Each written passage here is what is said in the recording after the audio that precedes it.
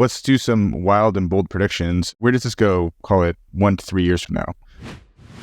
I think it's growing. We've had the first wave, and when you sort of compare it to the dot-com bubble and stuff, you had the first wave that was all about investment and money-making. I mean, every wave is about money-making, obviously, but the games get better and better and better.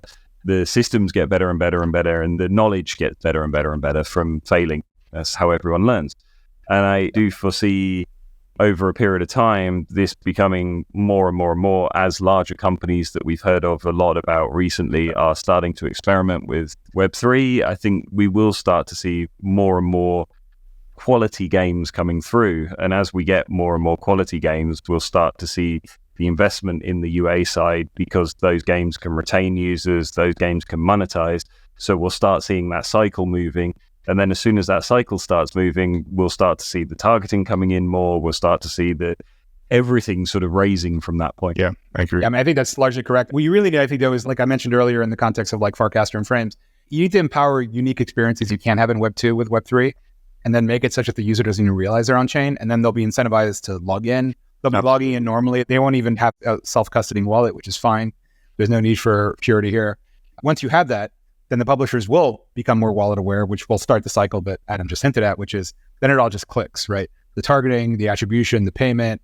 Publishers will want to get paid for ads or for user acquisition inside their apps. Like crypto audiences can be very high LTV. Like some of these NFTs are expensive, right?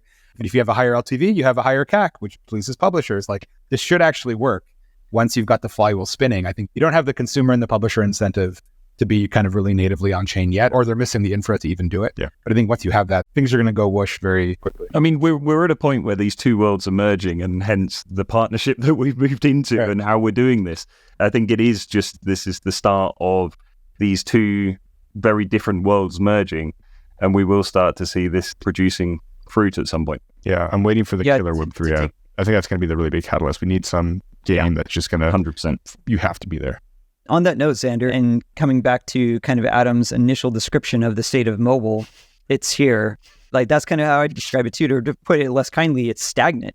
Like, there's been a real lack of innovation in mobile games, and I think we're starting to see that in the revenues for the segment overall. Yeah. My prediction is that I think we're going to see within the next 12 months, the first Web 2.5 mobile free-to-play with Web3 economy with 7-figure MAU hit the market. And this segment of mobile free-to-play gaming is so hungry for something new to copy that I think once we have that proof of concept, everyone's going to pile in. And then hopefully the teams such as Spindl and AppsFlyer and candidly Upptic that are investing in this messy period to drive solutions for it will be able to pave the way for that new crop of games. Because just people still copying Clash Royale like it's like 2016, and we've got to move beyond that in game design to capture player attention. And Web3 is one of the tool sets that I think can really facilitate that. Yeah, agreed. Awesome. Well, it's an exciting time. Yeah, awesome. Well, we're going to wrap it there for now. Thank you both for joining us again. Adam, Antonio, if someone wants to get a hold of each of you, where can they do that? For me, LinkedIn's probably the easiest place. Great. For me, I'm that guy on Twitter. So Antonio GM, or hit us up on our Twitter account as well, Spindl, SPINDL. Awesome. Cool. Thanks so much, Antonio, Adam, for making the time today. We are personally really excited to kick the tires of this new partnership, see the value it can bring to some of the games here at Upptic. Speaking of Upptic, we brought you the podcast today. You probably already know that. Here at Upptic, we do all things to help games grow, and we try to be at the forefront of wherever games are growing. So this is PC, mobile, Web3, Web5, Web6, wherever games are going. We try to be there helping these teams to scale their games profitably. So if you're building a cool game, regardless of platform and technology, we'd love to meet you and see how we can help. You can reach us at our website. That's upptic.com, upptic.com. Talk soon.